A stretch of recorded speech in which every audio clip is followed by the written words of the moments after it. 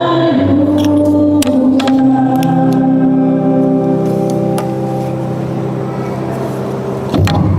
Señor esté con ustedes. Lectura del Santo Evangelio según San Lucas.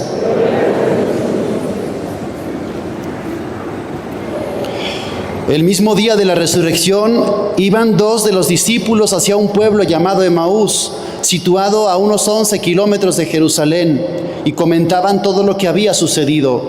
Mientras conversaban y discutían, Jesús se les acercó y comenzó a caminar con ellos, pero los ojos de los dos discípulos estaban velados y no lo reconocieron.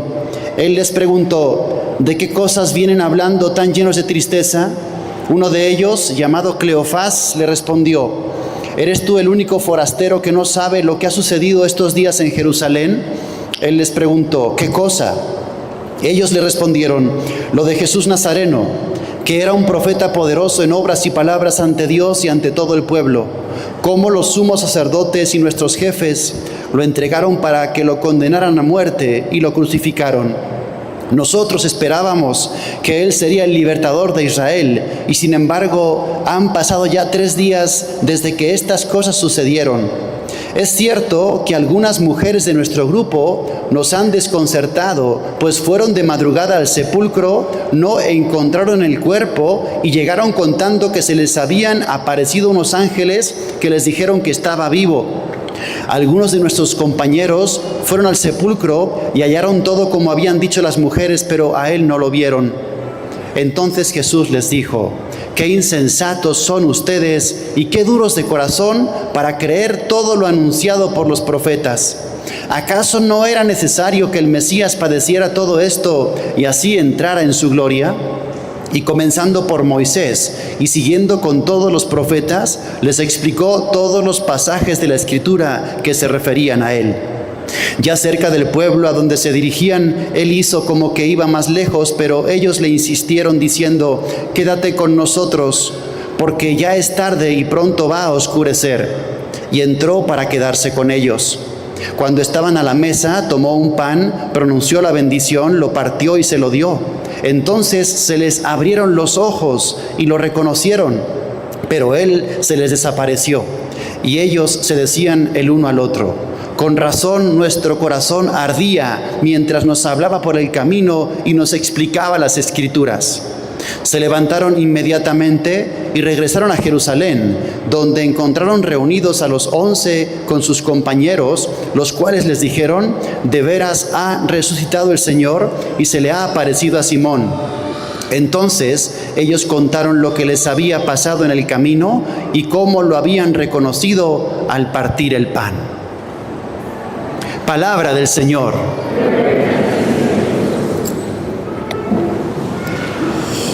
Muy queridos hermanos, el rescate de Jesús a los corazones que están afligidos y entristecidos.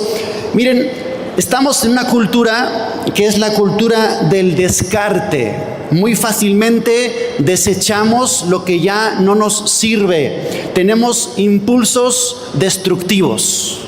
Nos pasa con las cosas, los electrodomésticos, por ejemplo, la licuadora, el taladro. Resulta que ya llega un día que no sirve, ¿y qué haces tú? Lo tiro.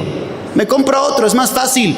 Hay gente que tiene muy poca paciencia, muy poca tolerancia, muy poco aguante, y entonces rápidamente tiramos las cosas, rompemos las cosas y desechamos las cosas. Sin embargo, hay gente que tiene mucha paciencia, que tienen esperanza, que son como artesanos. Y dicen: ¿sabes qué? Esto con un poquito de trabajo, 50 pesos me cuesta la pieza, lo arreglo, el cable, la conexión, recuperamos.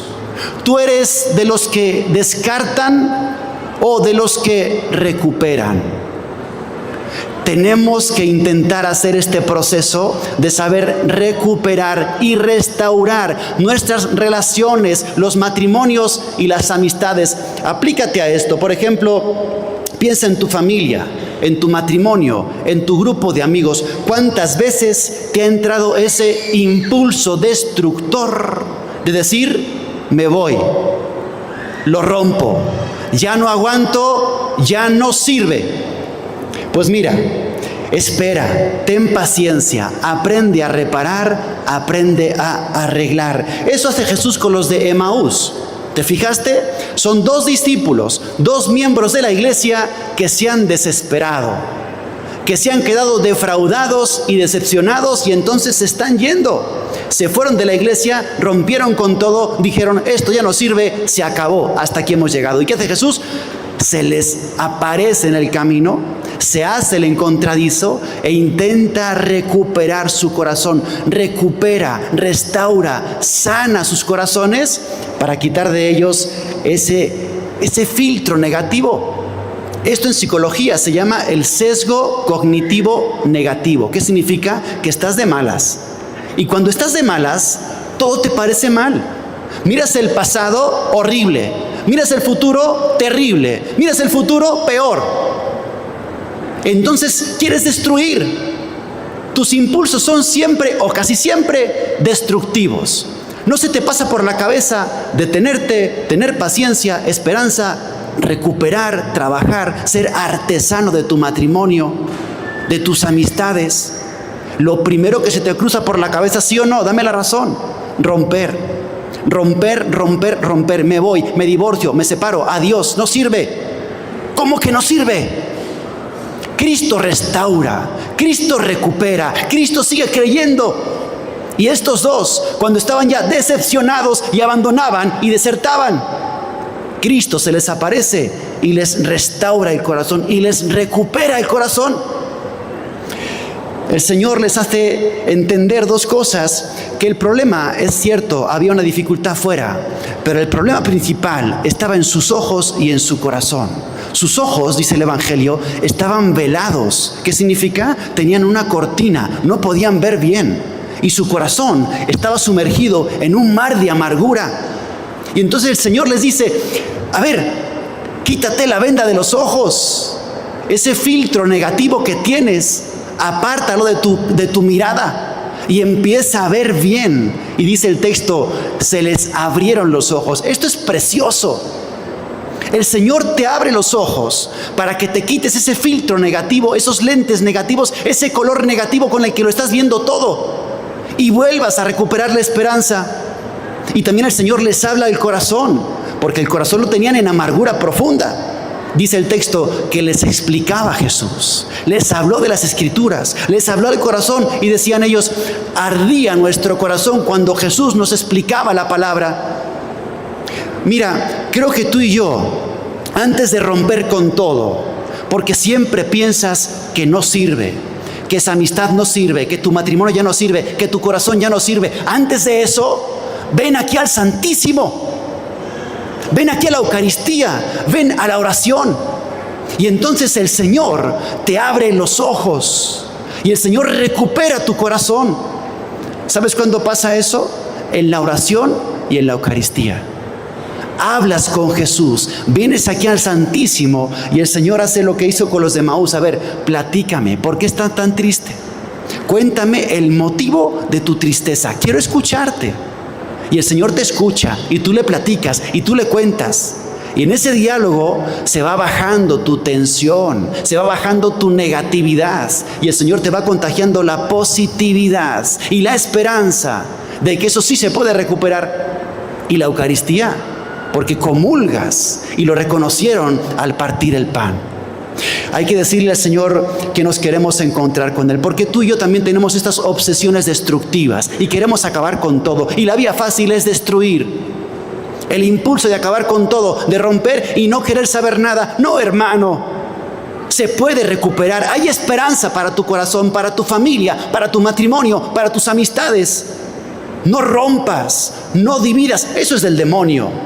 Cuando sientas que ante una dificultad la opción es dividir, romper y separar, eso no es de Dios, hermano. Eso es de Satanás. Y Cristo justamente hace lo contrario. Sale al camino, te escucha, le platicas, te consuela el corazón, te conforta el corazón y te dice, sí se puede, te vas a recuperar. Y estos 2 se recuperaron. Después de este encuentro maravilloso con Cristo, regresaron corriendo y se reintegraron a la iglesia. Ojalá que también te pase algo así en la situación que estés viviendo ahorita, con tu propia persona, con tu matrimonio, en tu familia, con lo que sea, y que tú también seas un Jesús para otros. Muchos que quieren romper con todo, que te aparezcas tú en su vida y en su camino, los escuches, los confortes y les digas cómo se hace para recuperar la esperanza.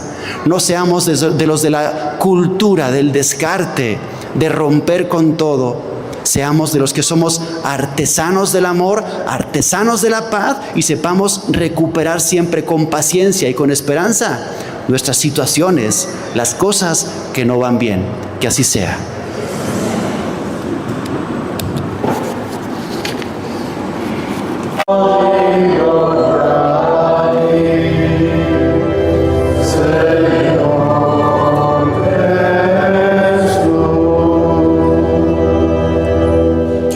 El Señor esté con ustedes. Lectura del Santo Evangelio según San Mateo.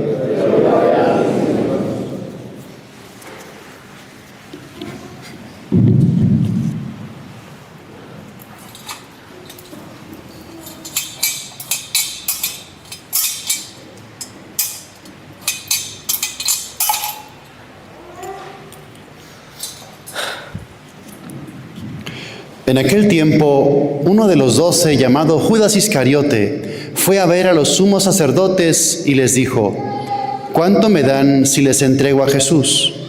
Ellos quedaron en darle 30 monedas de plata, y desde ese momento andaba buscando una oportunidad para entregárselo.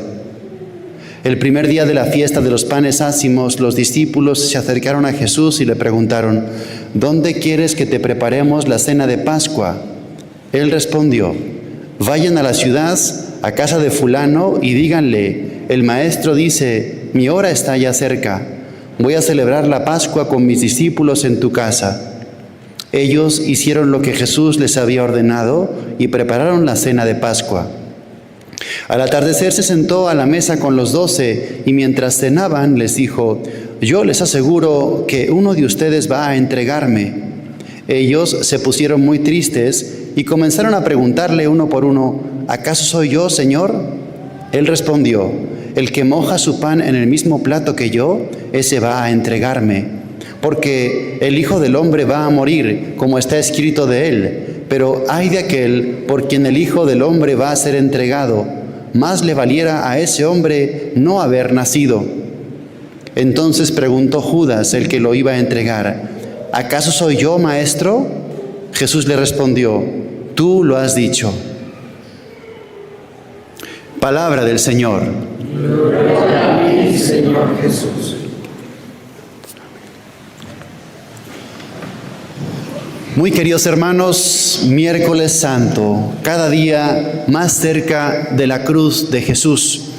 Y hoy la liturgia de nuevo nos presenta este pasaje, esta escena de la traición de Judas en el cenáculo. En esta ocasión, la versión del evangelista San Mateo. ¿Por qué la liturgia resalta tanto en estos días la figura del traidor, el hecho de la traición, el personaje de Judas? Jesús se sigue entregando todos los días. Cada misa, cada Eucaristía, lo que estamos haciendo hoy aquí es otra vez actualizar y revivir otra vez la última cena, todos los días. Y entonces puede ser que es una llamada de atención porque también entre nosotros, los que todos los días nos acercamos a la mesa de la Eucaristía, que es la mesa de la última cena, posiblemente también entre nosotros haya alguno que tenga en el corazón la traición. Posiblemente también entre nosotros, los que nos decimos los amigos de Jesús, que compartimos su mesa muy a menudo, también podemos estar algunos que somos traidores, algunos que nos decimos sus amigos. No aprendemos bien. Nos parece detestable la persona de Judas, como que lo odiamos por lo que hizo. Lo señalamos, juzgamos su gesto, nos llevamos las manos a la cabeza y decimos: ¿cómo es posible? ¿Cómo se le ocurrió? Yo lo mataría.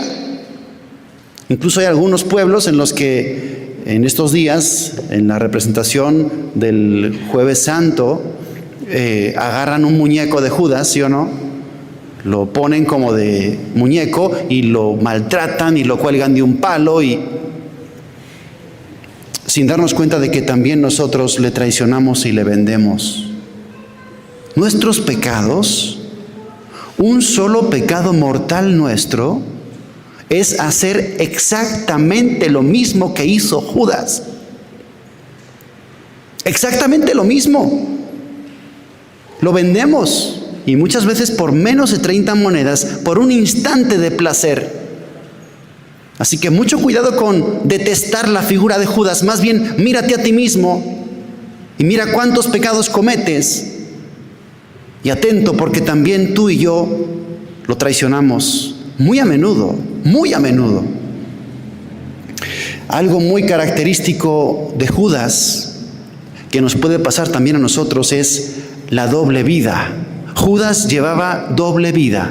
Por un lado, parecía amigo de Jesús. Estaba en el grupo de los amigos de Jesús, discípulos de Jesús, apóstoles de Jesús. Pero por otro lado, su corazón estaba muy lejos de Cristo, cada vez más lejos, cada vez más frío. Y nos puede pasar también a ti y a mí, que tenemos esa especie de doble vida. Eso está reflejado muy bien en el famoso beso de Judas. Es terrorífico. La forma final en la que tuvo este hombre de entregar a Jesús fue como con un beso. Se le acerca y le dice: salve, rabí, y le da un beso. Y ese beso es traición. Un beso. Podía haber elegido otra cosa. ¿Te das cuenta de la doble vida? Por un lado parece un gesto de cariño, de cercanía, de amistad, y en el fondo le está acuchillando por la espalda. La doble vida. Eso también le pasa a cualquier corazón, y nosotros también estamos ahí, que digamos, con los labios expresamos una cosa y con la vida otra diferente. Y estamos en las cosas de Dios y rezamos y venimos a la iglesia, es nuestro beso. Pero luego la vida, el corazón lleno de rencores, el corazón lleno de odios, el corazón lleno de mentiras, el corazón lleno de lujurias, de malas intenciones, de soberbias, de orgullos, de incluso de blasfemias. Porque a veces estamos en la iglesia y nos portamos de una manera, y salimos de la iglesia y somos personas totalmente diferentes, que casi no se les nota nada, que son cristianos, que son amigos, que son hijos de Dios. Entonces, cuidado con esta doble vida. El beso de Judas. Los labios dicen una cosa y la vida dice otra muy diferente. Por eso sí, claro, tú y yo también tenemos un Judas dentro del corazón, que tenemos que intentar luchar para extirpar y eliminar y ser coherentes y de una sola pieza. Y servir a Dios y amarlo con todo el corazón, no con parte del corazón, no por ratos, no por oleadas, no por rachas, no a temporadas, no según los ambientes. 100% amigos de Cristo. Jesús ofreció a Judas siempre su amistad sincera, su corazón. Trataba de buscarlo todo el tiempo. Jesús sabía desde el principio, dice el Evangelio, quién lo iba a traicionar. Pero Jesús estaba constantemente, todos los días, intentando acercarse a Judas, ganarse la confianza de Judas, ganarse la amistad de Judas. Le hablaba bonito, con ternura, con delicadeza, con cariño. Le ofreció su misericordia y su perdón hasta el último segundo de su vida. Por parte de Jesús no quedó nada por entregar. Sin embargo, fíjate, no es tanto porque dijera Jesús, es que si lo consigo convencer, ya no me va a entregar y ya no va a llegar la cruz. Nada de eso. Jesús sabía perfectamente que la cruz iba a llegar si se acercaba a Judas. ¿Sabes por qué era? Le dolía la perdición de su alma. Se estremecía Jesús con la idea de que Judas se iba a perder para siempre. No buscaba su beneficio, el que no le traicionase, sino buscaba siempre el beneficio de Judas, la oveja perdida. Y temblaba el corazón de Cristo, pensando que Judas se iba encaminando por el camino de la perdición. Y decía, lo voy a perder, lo voy a perder, lo voy a perder. ¿Qué puedo hacer hoy para no perderlo? Si Jesús se acercaba a Judas y le abría su corazón, era justamente para eso, para evitar que se perdiese, para evitar que cayese en condenación. Y lo peor que hizo Judas, ¿sabes qué fue? No fue traicionar a Jesús. Eso no fue lo peor. De hecho, eso no fue la causa de la condenación. Lo peor fue la desesperación. Desesperó y él mismo tuvo la convicción de que su pecado era imperdonable. Eso fue lo que le bloqueó y lo que al final le condenó. Si es que se condenó, Dios solo en su misericordia sabe. Pero lo peor de Judas no fue la traición, sino él mismo autoconvencerse de que su pecado era imperdonable. Él se decía, este pecado Jesús no me lo puede perdonar. Es imposible que el perdón de Dios sea tan grande como para perdonar mi traición. Eso fue lo que le perdió a Judas. No sabía Judas que la misericordia de Dios es infinita.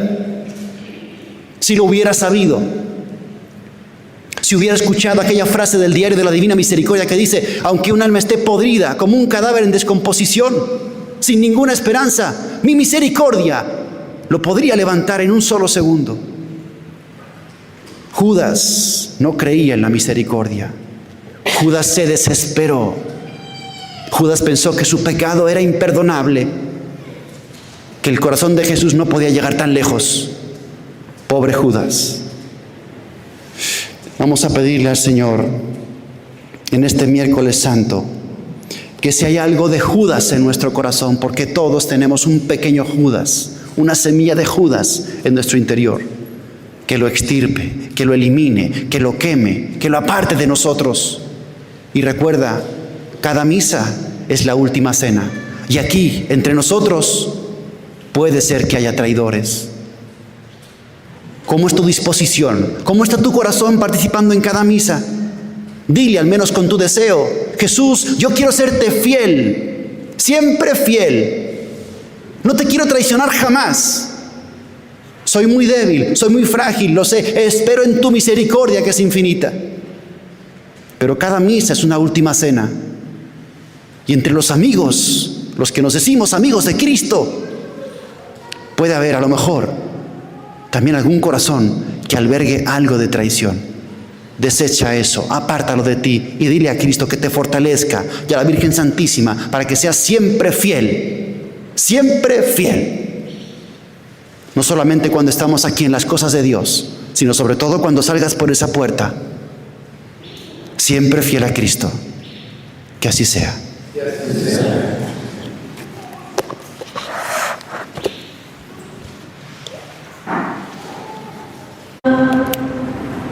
El Señor esté con ustedes. Lectura del Santo Evangelio según San Juan.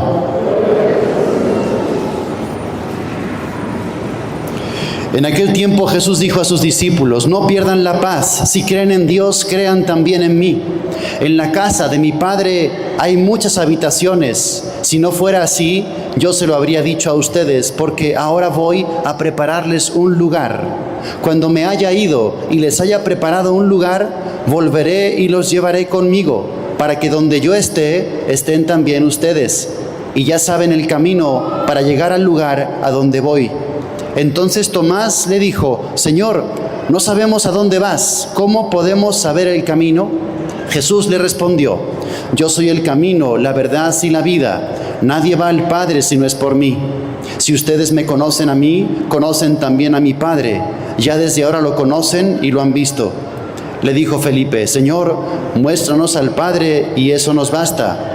Jesús le replicó, Felipe, ¿tanto tiempo hace que estoy con ustedes y todavía no me conoces? Quien me ve a mí, ve al Padre. Entonces, ¿por qué dices, muéstranos al Padre? ¿O no crees que yo estoy en el Padre y que el Padre está en mí? Las palabras que yo les digo, no las digo por mi propia cuenta. Es el Padre que permanece en mí quien hace las obras. Créanme, yo estoy en el Padre y el Padre está en mí.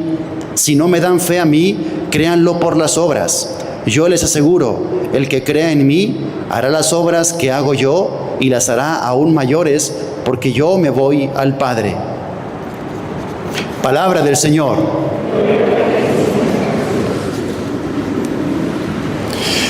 Muy queridos hermanos, Jesús nos acaba de explicar y de iluminar uno de los misterios más oscuros para los hombres, que es la muerte.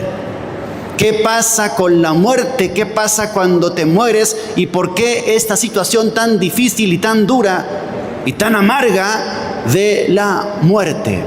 Este pasaje de Juan 14 es de los pasajes más bonitos y más esperanzadores.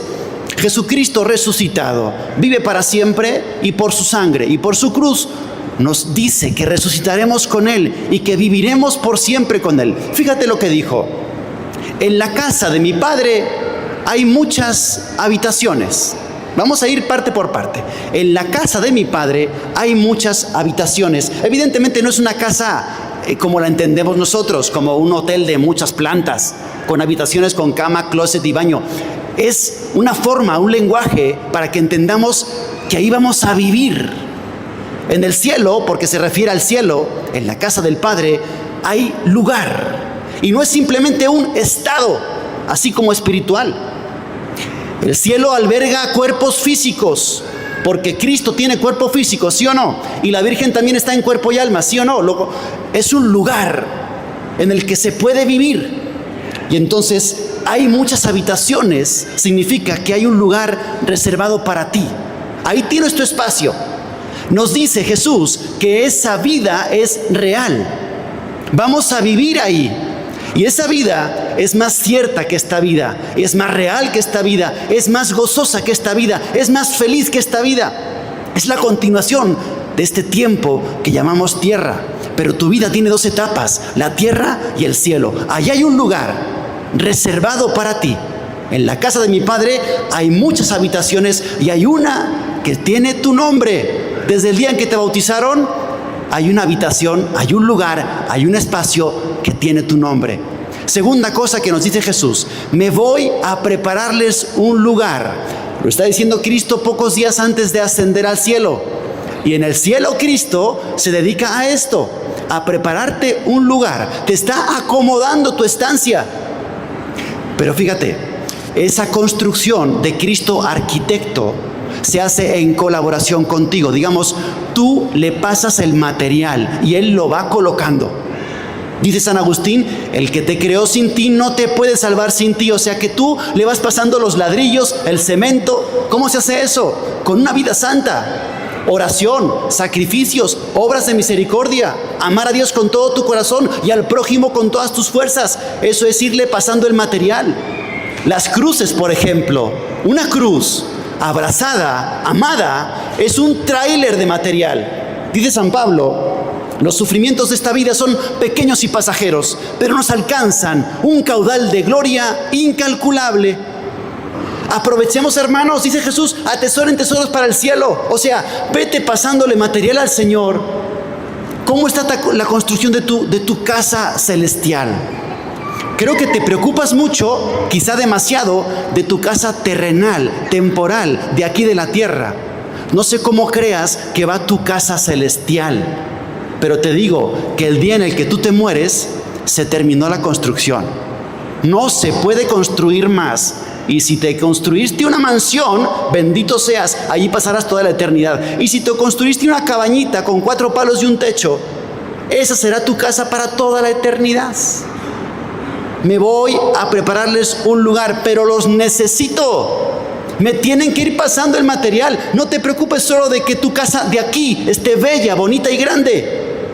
Vete construyendo una mansión, porque ahí vas a pasar toda la eternidad. Tu cielo, el infinito, lo pasarás en esa estancia, en ese lugar que te está preparando Cristo.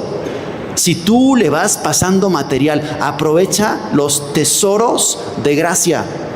Aprovecha las cruces, no las rechaces. Una enfermedad, por ejemplo, es un tesoro de gracia, es un tesoro de gloria. Una cruz es un tesoro de gloria. Aquí rechazamos todo eso. pero tiene un valor eterno que no te puedes imaginar. Siguiente cosa que te dice Jesús: volveré y los llevaré conmigo. Cuando tenga preparado el lugar, volveré y los tomaré conmigo. Esa es la muerte. La muerte es el momento en el que Dios ya tiene todo dispuesto. La muerte no es un accidente, la muerte no es mala suerte, la muerte no es desgracia, no es repentina, no es prematura, es el tiempo de Dios. Cuando lo tenga preparado, volveré y te tomaré conmigo. No improvisa, Dios no improvisa, nadie se muere antes de tiempo. Es el tiempo de Dios. Y la muerte no es una desgracia, la muerte es la puerta por la que yo accedo a la vida feliz, a la vida verdadera, a la vida eterna. Un cristiano de verdad, con fe, no tiene miedo a la muerte. No tiene miedo a la muerte. Casi está deseando que llegue ese momento. Santa Teresa decía: muero porque no muero. Muero porque no muero. Y San Pablo decía: deseo estar con Cristo, que es con mucho lo mejor. La muerte no es una desgracia.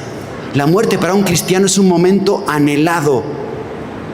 Los primeros cristianos le llamaban a la muerte, ¿sabes cómo? En latín, dies natalis, que significa el día del nacimiento. Ese día es el día del nacimiento. Y dejaban de celebrar el cumpleaños y empezaron a celebrar el día de la muerte. ¿Por qué? Porque ese día nacieron para la eternidad. Esa sí es vida. Esta no es vida. Esto es un valle de lágrimas, ¿sí o no? El día de nuestra muerte será el día del nacimiento a la vida eterna. Esto es precioso. Un cristiano de verdad tiene esta perspectiva sobre la muerte. No te asusta la muerte. Y al final dice Jesús: para que donde yo estoy, estén también ustedes. No sé si tú tienes estos deseos, pero que sepas que el Señor desea y sueña con ese abrazo eterno contigo. Para eso te creó. Y está como que deseando el momento en el que te encuentres con Él, en ese abrazo perfecto de duración eterna, que es el cielo y que es la eternidad. No tengamos miedo, es que no conocemos, y porque no conocemos nos asusta. Pero si te sumerges un poquito en la palabra de Dios, te asombras de lo que hay después de lo que tanto nos aterra, que llamamos muerte. Es la vida de verdad, es el gozo de verdad, es el amor infinito para lo que hemos sido creados. Y por último, estamos en mayo, mes de la Virgen María. Es un mes para que del corazón salgan los actos más preciosos de amor a nuestra Madre Santísima. Y esto encaja muy bien con lo que te acabo de platicar, porque la Virgen es el camino que nos lleva hacia Dios. La Virgen María es la puerta del cielo, y te propongo que en mayo seas muy cuidadoso en rezar el Santo Rosario. ¿Sabes por qué? Porque el Santo Rosario tiene muchas promesas. Te digo 4 que tienen que ver con el cielo. 1. En la hora de la muerte, todos los santos y la Virgen María estarán intercediendo por ti. 2. El que reza todos los días el rosario no morirá sin sacramentos. 3. El que reza todos los días el Santo Rosario será librado pronto del purgatorio. Y 4. Tendrá un lugar de gloria especial en el cielo. Deseas el cielo, amas el cielo, piensas en el cielo. Que el corazón se nos vaya al cielo, hermanos, y que la Virgen María nos ayude, nos impulse y nos acerque a ese momento, nos haga soñar y desear y buscar y anhelar la vida eterna. Que así sea. Lectura del Santo Evangelio según San Juan. Gloria a ti. En aquel tiempo Jesús salió de Samaria y se fue a Galilea. Jesús mismo había declarado que a ningún profeta se le honra en su propia patria. Cuando llegó, los galileos lo recibieron bien porque habían visto todo lo que él había hecho en Jerusalén durante la fiesta, pues también ellos habían estado allí. Volvió entonces a Caná de Galilea, donde había convertido el agua en vino. Había allí un funcionario real que tenía un hijo enfermo en Cafarnaúm. Al oír que Jesús había venido de Judea a Galilea, fue a verlo y le rogó que fuera a curar a su hijo, que se estaba muriendo. Jesús le dijo: si no ven ustedes signos y prodigios, no creen. Pero el funcionario del rey insistió: Señor, ven antes de que mi muchachito muera. Jesús le contestó: vete, tu hijo ya está sano. Aquel hombre creyó en la palabra de Jesús y se puso en camino. Cuando iba llegando, sus criados le salieron al encuentro para decirle que su hijo ya estaba sano. Él les preguntó: ¿a qué hora había empezado la mejoría? Le contestaron: ayer a la 1 p.m, se le quitó la fiebre. El padre reconoció que a esa misma hora Jesús le había dicho: tu hijo ya está sano, y creyó con todos los de su casa. Este fue el segundo signo que hizo Jesús al volver de Judea a Galilea. Palabra del Señor. Gloria a ti, Señor Jesús.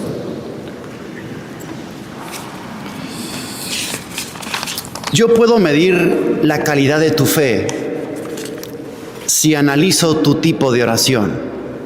A veces recurrimos a Dios solamente para pedir y para pedir. Y tenemos que saber también hacer oración de alabanza, de acción de gracias y de adoración. Tantas veces utilizamos a Dios simplemente por sus beneficios, un Dios de usar y tirar, un Dios desechable. Sin embargo, no tenemos que buscar tanto las cosas de Dios, sino al Dios de las cosas, no solo los beneficios de Dios, sino al Dios de los beneficios. Tu fe tiene que ser fuerte y tienes que permanecer en el Señor, no simplemente acudir a Él por oleadas según tu necesidad. Este hombre, el funcionario real, acude a Jesús para pedir la sanación de su hijo. Un hombre que lo tenía todo, un hombre rico, podemos entender. Pues seguramente no era judío, sino romano o griego. Trabajaba para Herodes, tenía mucho dinero, mucha fama, mucho poder. Pero cuando la muerte visita su casa, cuando la enfermedad visita su casa, hay un momento en el que lo tienes todo, pero eso que tienes no te sirve para nada. Y necesitas a Dios. A veces llega ese punto de tocar fondo, de no saber a dónde agarrarte cuando falla toda tu seguridad. Y entonces tienes que buscar con la única esperanza, totalmente la esperanza puesta en Jesús. Este hombre recorre de Cafarnaúm a Caná. Hay 40 kilómetros y es en pura subida. Son como 8, 9, 10 horas de camino. Un hombre pagano, un hombre gentil, un hombre que no cree en Dios. Sin embargo, algo en su corazón le dice: ahí está tu esperanza. Yo no lo deseo para ti, pero a veces cuando te quedas sin nada, cuando lo que tienes no te sirve para nada, entonces buscas a Dios. No lo busques solo por sus beneficios, búscalo para agradecerle, bendecirle, adorarle también. Me encanta el momento en el que Jesús tiene esta conversación con el funcionario real y le dice: si no ves milagros, ¿no crees? Si no ves milagros, ¿no crees? Hace falta que esté haciendo siempre señales en tu vida para que tengas fe. Tenemos que empezar a creer aunque no veamos. Y al final este hombre sí hace un crecimiento de fe, porque Jesús, compadecido de su dificultad, le dice: vete, tu hijo ya sanó. Pero este hombre no vio nada. Creyó sin ver. Y fíjate, el trayecto de regreso a su casa me encanta en estos momentos. Otros 40 kilómetros de regreso, sin saber si era verdad o no era verdad, simplemente confiado en la palabra de Jesús. Algo en su corazón le decía: es verdad, Cristo lo ha dicho. ¿Lo he visto? No lo he visto. ¿Estoy convencido? Sí, estoy convencido. No había visto, pero ya creyó. Dichosos los que creen sin haber visto. No exijas tantas señales, confía en la palabra de Jesús y camina, porque confiando y caminando entonces ver las señales, ver los milagros, suceden las cosas grandes en tu vida. Pero imagínate estas 8 horas, 9 horas caminando sin saber si realmente era verdad, pero convencido de que sí era verdad. Y sobre todo me quiero detener en esto. Dice el Evangelio que al final creyó él con toda su familia. La importancia de la fe del papá. La importancia y la cabeza y la autoridad del padre de familia en cuanto a la fe. Según la teología bíblica, Dios otorga un papel específico al hombre dentro de la familia. Dios cuenta con él para ejercer una responsabilidad y una autoridad. No significa minusvalorar a la mujer, ni es machismo encubierto, pero hay que entender bien, autoridad no es autoritarismo. No oprimes, das seguridad. das seguridad, das estabilidad, das firmeza, y la fe de tu familia depende de tu corazón. ¿Cómo se ejerce bien esta autoridad, esta responsabilidad, este ser cabeza? Dice San Pablo en Efesios 5, ama a tu mujer como Cristo ama a su iglesia. Empieza por ahí, campeón. No es autoritarismo, no es opresión, no es mandar, es amar. Ejerces la autoridad y la responsabilidad y el ser cabeza, sobre todo amando. Ama a tu esposa como Cristo amó a su iglesia, que significa dar la vida por ella. Aquí empieza tu autoridad. Aquí te quiero ver como cabeza.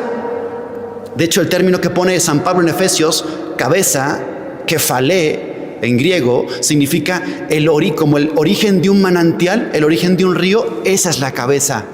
No es autoritarismo, es el origen del amor. Das seguridad, das protección, amas hasta dar la vida. Y luego con tus hijos también se ejerce ahí tu ser autoridad y responsabilidad en la fe, en dar la fe a tus hijos.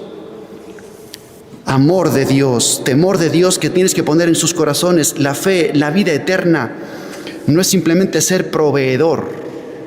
Tienes que ser, el libro de Josué, capítulo 24, versículo 15. Mi familia y yo serviremos al Señor. No es que cada uno haga lo que quiera, que cada uno vea lo que hace.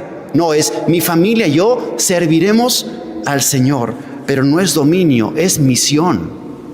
Tienes una misión, hermano, y la tienes que hacer bien. Y ahí se ejerce tu responsabilidad, y ahí tienes que entender bien eso de ser cabeza de la familia, que no es un autoritarismo ni se trata de mandar, sino amar. Amar y dar vida eterna.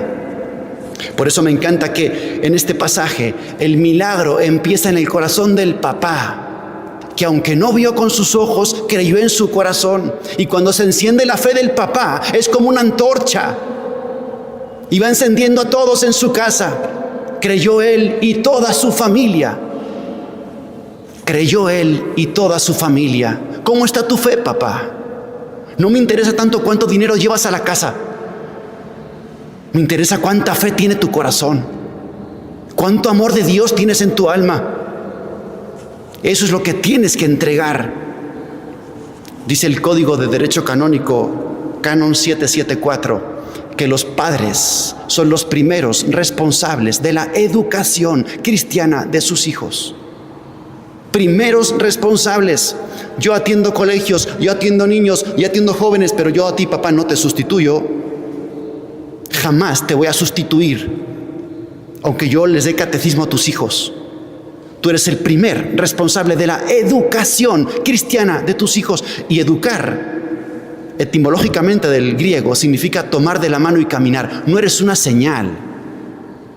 No eres de los que dicen, ahí está lo que hay que hacer. Hijo, tienes que ir a misa. No, tú primero, con la palabra y el ejemplo. Y si el papá no pone palabra, y si el papá no pone sobre todo ejemplo, la fe de tu familia se va a hundir. No se transmiten estas cosas simplemente por indicaciones o por señales. La fe del papá abre la puerta.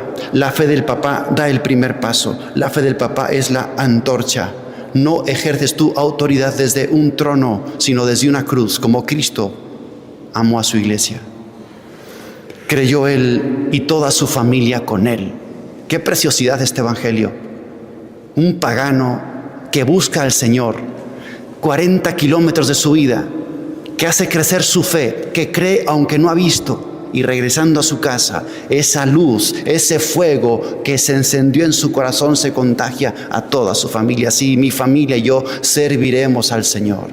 No es dominio, es una misión que el Señor te ha concedido, siendo cabeza, pero no cabeza autoritarista, sino cabeza de amor y de protección y de ejemplo. Papás, los necesitamos vivos y fuertes en su fe, y de su fe beberá toda su familia. Que la Virgen Santísima los bendiga, los encienda en un amor profundo y en un temor profundo a Dios. Que así sea.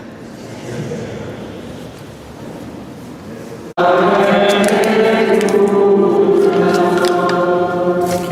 Señor esté con ustedes. Lectura del Santo Evangelio según San Marcos. En aquel tiempo Jesús llamó de nuevo a la gente y les dijo: escúchenme todos y entiéndanme. Nada que entre de fuera puede manchar al hombre, lo que sí lo mancha es lo que sale de dentro. Cuando entró en una casa para alejarse de la muchedumbre, los discípulos le preguntaron qué quería decir aquella parábola. Él les dijo: ¿ustedes también son incapaces de comprender? ¿No entienden que nada de lo que entra en el hombre desde afuera puede contaminarlo? Porque no entra en su corazón, sino en el vientre, y después sale del cuerpo. Con estas palabras declaraba limpios todos los alimentos. Luego agregó: lo que sí mancha al hombre es lo que sale de dentro, porque del corazón del hombre salen las intenciones malas, las fornicaciones, los robos, los homicidios, los adulterios, las codicias, la injusticia, los fraudes, el desenfreno, las envidias, la difamación, el orgullo y la frivolidad. Todas estas maldades salen de dentro y manchan al hombre. Palabra del Señor. Gloria a ti. Hoy celebramos a la Virgen de Lourdes, 11 de febrero, una fiesta preciosa de nuestra Madre Santísima que nos hace pensar, reflexionar y aprender muchas cosas. 1858, la Virgen elige a una niña, Bernardita, de 14 años, una pastora de ovejas, inculta, analfabeta, muy pobre y muy enferma. En la mañana del 11 de febrero va a recoger leña al margen del río con unas compañeras, y ahí en la roca que tiene delante, en un hueco, aparece la Virgen María. Lo primero que me encanta de esta aparición es cómo Bernardita describe la belleza de la Virgen María. Cuando la ve queda impresionada, y después cuando le preguntan qué sintió, si sintió miedo, dice: no sentí miedo, porque el miedo hace huir, y yo me hubiese quedado mirándola toda la vida. Y dice: una vez que uno la ha visto, no quiere otra cosa que morir para ir al cielo y poder verla otra vez. ¿Cómo será la Virgen María? ¿Cómo será su rostro y su mirada? Esta niña quedó enamorada de Dios, de la Virgen María. San Bernardo decía de la Virgen que era raptadora de corazones, raptrix cordis en latín, raptadora de corazones. Te cautiva el corazón, te enamora el corazón y te lo lleva al cielo. Así la Virgen María. Ojalá que tú también tengas algún encuentro, a lo mejor no visual, pero sí místico en tu corazón espiritual, y que la Virgen María te cautive y te conquiste el corazón. En segundo lugar, las apariciones de la Virgen en la tierra. Qué impresionante este misterio. Dice el Concilio Vaticano II que la Virgen está preocupada en el cielo como una buena madre hasta que sus hijos lleguen al cielo. Comparte el deseo de Dios de que todos los hombres se salven y lleguen al conocimiento de la verdad. Y entonces está la Virgen en el cielo viendo cómo sus hijos se pierden, y por momentos su amor hace que tenga que bajar del cielo, pisar la tierra, darnos su mensaje, advertirnos de los peligros. ¿Qué es lo que la Virgen dijo en Lourdes, sobre todo? Preocupada por la salvación de sus hijos. En una aparición, un día de las apariciones, Bernardita vio que la Virgen María fijaba su vista como en el horizonte, se ponía triste su rostro, sus ojos llenos de angustia, y le dijo a la Virgen que estaba viendo los pecados de los hombres.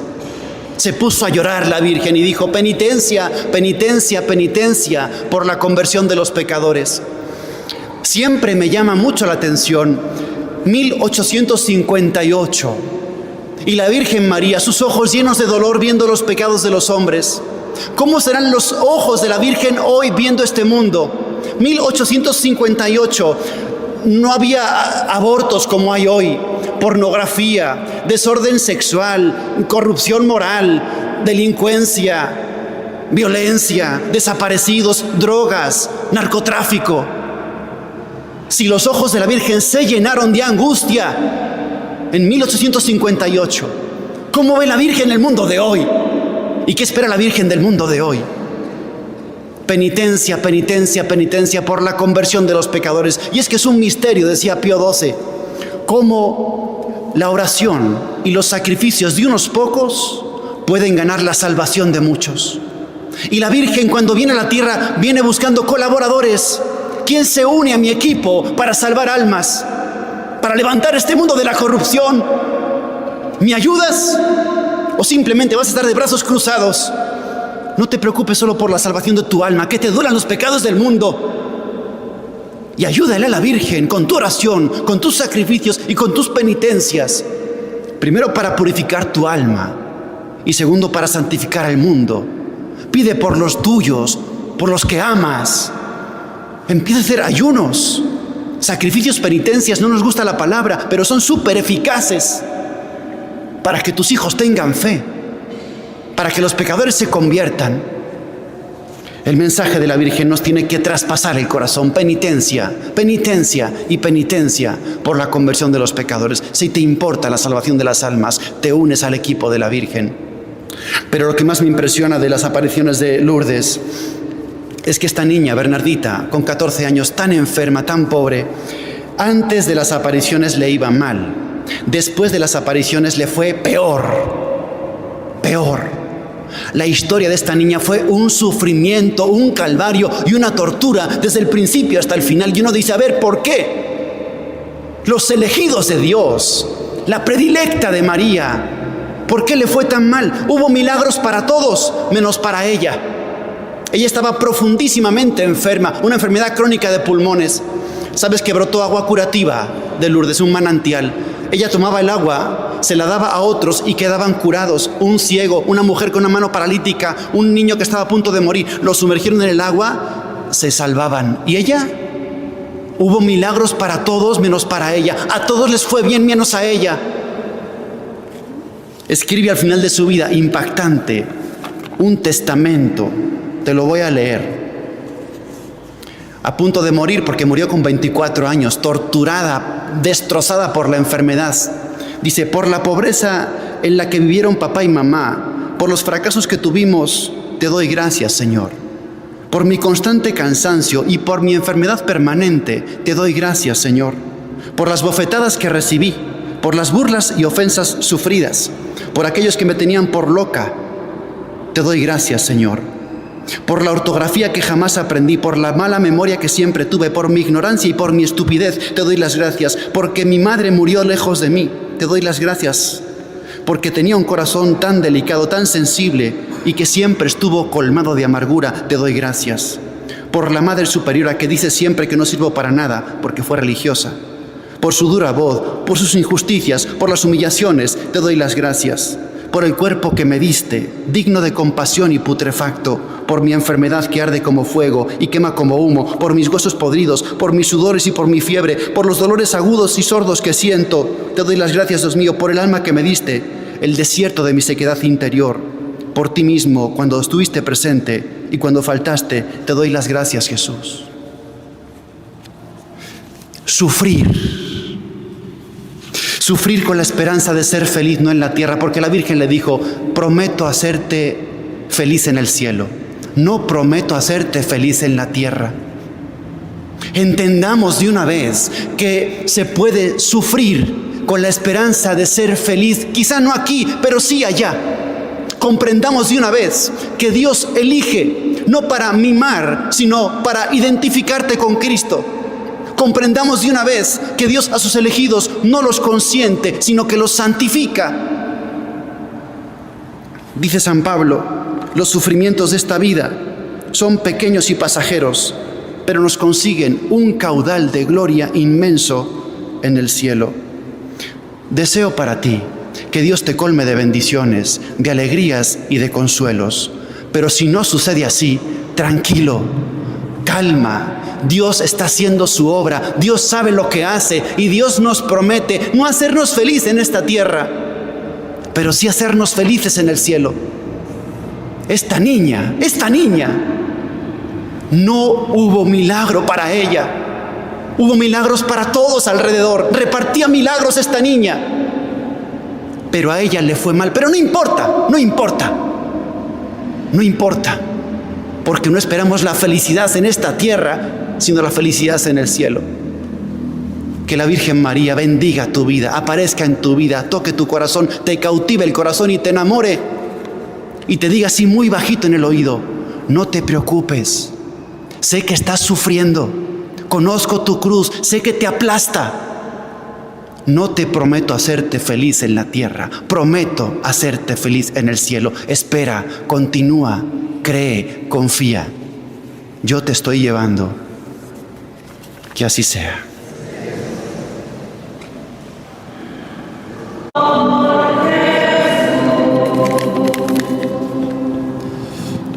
El Señor esté con ustedes. Lectura del Santo Evangelio según San Lucas.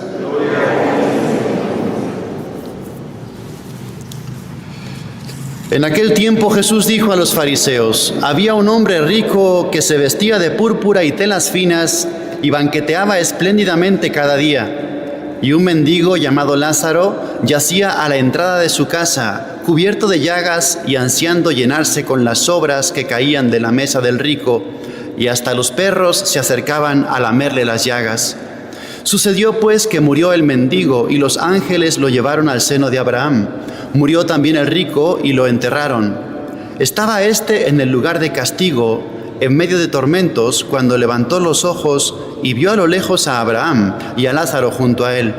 Entonces gritó: Padre Abraham, ten piedad de mí. Manda a Lázaro que moje en agua la punta de su dedo y me refresque la lengua, porque me torturan estas llamas. Pero Abraham le contestó: Hijo, recuerda que en tu vida recibiste bienes y Lázaro en cambio males. Por eso él goza ahora de consuelo, mientras que tú sufres tormentos. Además, entre ustedes y nosotros se abre un abismo inmenso que nadie puede cruzar, ni hacia allá ni hacia acá. El rico insistió: Te ruego entonces, padre Abraham, que mandes a Lázaro a mi casa, pues me quedan allá 5 hermanos, para que les advierta y no acaben también ellos en este lugar de tormentos. Abraham le dijo: Tienen a Moisés y a los profetas, que los escuchen. Pero el rico replicó: No, padre Abraham, si un muerto va a decírselo, entonces sí se arrepentirán. Abraham repuso: Si no escuchan a Moisés y a los profetas, no harán caso, ni aunque resucite un muerto. Palabra del Señor.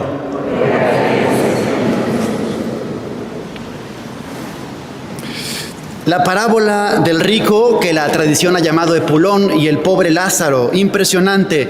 Impacta mucho la pobreza del pobre, de Lázaro, tirado en el suelo, cubierto de llagas, con ansias de comer las sobras. Impacta mucho la riqueza del rico, el contraste, vestido siempre de vestidos caros, banqueteando espléndidamente todos los días. Sobre todo impacta el egoísmo de este hombre que lo ciega. Tienes la muerte a la puerta de tu casa, un hombre muerto de hambre, y es invisible para ti. El egoísmo hace que la necesidad del prójimo se haga invisible, no los ves. Pero sobre todo me interesa que nos fijemos en esto. Este evangelio es interesantísimo porque aquí Jesús describe el infierno, lo describe muy bien, y creo que debemos aprender algo sobre esto. Antes de empezar, si eres de los cristianos modernistas que adaptan el evangelio y arrancan incluso páginas al evangelio, entonces no escuches esto porque te va a incomodar. Pero si eres de los que toman el evangelio en serio, escucha bien, escucha con atención. El infierno existe, el infierno está revelado. El infierno no es una broma, no es un invento, no es una creación de Dios para meternos miedo como, no sé, el monstruo que se come a los niños que no obedecen, para que nos portemos bien. El infierno está reflejado muchas veces en el Antiguo Testamento, en el Nuevo Testamento. Muchos santos lo han visto, lo han experimentado, han regresado de ahí y nos lo han contado. ¿Por qué existe el infierno? ¿Desde cuándo existe el infierno? El infierno no lo creó Dios originalmente. No estaba en el plan de Dios, no era el lugar del castigo para el que se porta mal. El infierno se generó en el instante en el que los ángeles se rebelaron contra Dios. Dice la palabra, 1/3 de los ángeles se rebelaron contra Dios, le desobedecieron y no quisieron servirle. Y en ese momento Dios, por respeto a la libertad, tuvo que generar un lugar en el que no existe Dios, para el que no quiere estar con Dios. Entonces es el lugar donde no hay nada de Dios, donde van los que no quieren estar con Dios. Por eso el catecismo define el infierno y la condenación no como el castigo de Dios, sino como la autoexclusión del amor de Dios. Y entonces hay un lugar para el que no quiere saber nada de Dios. Por eso es el lugar del tormento, el tormento absoluto, total y completo y eterno, porque no hay nada de Dios ahí. No puede haber gozo, bienestar, comodidad, amistad, calma. No hay nada de eso porque todo eso proviene de Dios. Es el tormento completo, total, absoluto y eterno de todos los sentidos físicos y espirituales. Por eso está muy bien reflejado en la parábola cuando dice que está el rico condenado y dice: por favor, que alguien venga con una gota de agua y me la ponga en la lengua, porque me torturan estas llamas. Así es. Todo el tiempo, todo el tiempo, todo el tiempo. No puedes salir, no puedes escapar. Todo el rato es así. Toda la eternidad así. Quisieras dejar de sufrir, no puedes. Quisieras dejar de existir, no puedes. Quisieras que se apagase eso, no se puede, no se puede. Los que somos un poco más mayores nos acordamos de las Torres Gemelas, el atentado 11 de septiembre de 2001. Si te acuerdas, los aviones que se estrellan contra las torres, una bola de fuego dentro de esas torres, y la gente que estaba ahí, ¿qué hacía? Yo recuerdo verlo en la televisión, se tiraban, se aventaban desde el piso 50, 70 al suelo, sabiendo que iban a morir reventados. Pero era mejor eso que seguir un solo segundo ahí metido. Del infierno no se puede salir. No hay ventanas para saltar. Es todo el tiempo así. ¿Por qué te cuento esto, Padre? Nos está metiendo miedo, nos está asustando. No es el objetivo de mi predicación. Nuestra religión es más del amor que del temor, pero nos viene bien un poco de temor, una dosis de temor. Porque el temor nos hace huir y el temor nos protege del peligro. Y dice Jesús: les voy a decir a quién tienen que tener miedo. No tengan miedo al que puede matar el cuerpo, pero tienen que tener miedo al que puede llevar al infierno el cuerpo y el alma. A ese sí tienen que tener miedo. Lo ha dicho Jesús. Tienen que tener miedo. Porque el miedo es un freno. Un freno. Y si no consideras esto, no dejas de pecar. Es como las señales de tráfico que te dicen: cuidado, aquí hay una curva peligrosa. Entonces frenas. Y debes de considerar esto como una posibilidad para ti. El infierno es una posibilidad para ti. ¿O acaso hay alguien de aquí que tiene asegurado el cielo? Que levante la mano. Nadie, ni siquiera yo. Claro que sí, hay cristianos en el infierno y bautizados en el infierno y posiblemente sacerdotes en el infierno. De hecho, una santa tuvo una visión del infierno y dijo que distinguía sacerdotes porque les brillaban las manos de consagrar el cuerpo de Cristo. Sí, es una posibilidad. Y en último lugar, la preocupación, fíjate, la preocupación de este hombre cuando baja al infierno y sabe que ya no puede salir de ahí. Dice: por lo menos que vayan a mi casa, porque tengo 5 hermanos, que alguien les advierta para que no lleguen ellos también aquí. Eso estoy haciendo yo ahora. Advertir, es mi misión. Que alguien les advierta. Y dice Abraham: tienen la Biblia. Dice: no, que vaya Lázaro, porque si ven un muerto entonces van a reaccionar. Dice Abraham: no. Si no creen, si no quieren creer, si no creen la Biblia, no harán caso ni aunque resucite un muerto. Y me acuerdo de una historia, te la comparto, una historia fiable que le sucedió a un sacerdote. Le llaman por la noche, a las 3 de la mañana, este hombre está dormido. Es un joven que tenía su número. Le llama: padre, por favor, venga a esta casa porque hay una muerta, se acaba de morir una compañera. Va el padre, se despierta por la noche, va a la casa. Y ahí estaban en una fiesta terrorífica, de una perversión brutal, sexo, drogas, alcohol, de todo. Total que una chica se murió, cayó muerta, desplomada. Por favor, ore por la... Ponen todos alrededor, el padre empieza a hacer una oración y se incorpora la muerta. Y dice: no recen por mí, estoy condenada para siempre. Y pum, y se vuelve a tumbar. Se quedan todos espantados. Ya pues se va cada uno a su lugar, el padre se va a su casa. Y a los días el padre contacta a este joven al que lo llamó y le dice: oye, ¿has pensado en lo que pasó? ¿Te ha hecho reflexionar? ¿Vas a cambiar tu vida? ¿Has pensado algo? Y dice: padre, le digo la verdad, hago esfuerzos por no pensar en lo que pasó, porque si lo pienso demasiado tengo que cambiar de vida. Posiblemente me tengo que hacer sacerdote como usted y no quiero. Prefiero vivir igual, haciendo como si nada hubiese pasado. No harán caso ni aunque resucite un muerto. El que tiene el corazón duro esto no se lo cree. Y después de esta homilía habrá alguno que piense: es una mentira, es una exageración, sigamos viviendo como siempre. Yo te recomiendo que lo pienses, que lo pienses, que le des 2 vueltas en la cabeza y que tomes alguna consecuencia y alguna conclusión. Esto no es una broma, esto es cierto y es una posibilidad para ti y es una posibilidad para mí. Que así sea.